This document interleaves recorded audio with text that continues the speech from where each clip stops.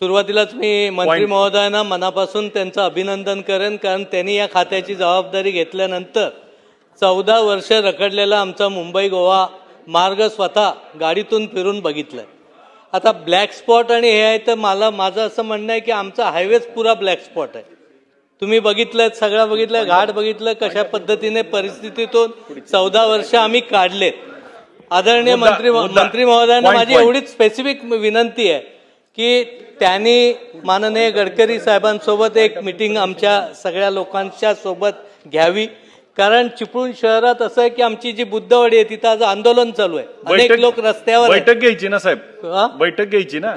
ते एक फक्त सांगतो की अशी अनेक स्पॉट आहेत की शाळा इकडे, पलीकडे मुलं जायला जागाच नाही, ओव्हरब्रिज नाही, अंडरपास नाही. जसा जमलाय तसा रस्ता 14 वर्ष चालू असल्यामुळे अडचणी खूप आहे. तर त्यांनी ती बैठक लावून मंत्री महोदय त्या बाबतीत गांभीर्य म्हणून सातारा आणि रत्नागिरी एकत्र आम्ही आहोत. त्यामुळे मला खात्री आहे की बैठक लावून सगळे प्रश्न तो सोडवतो.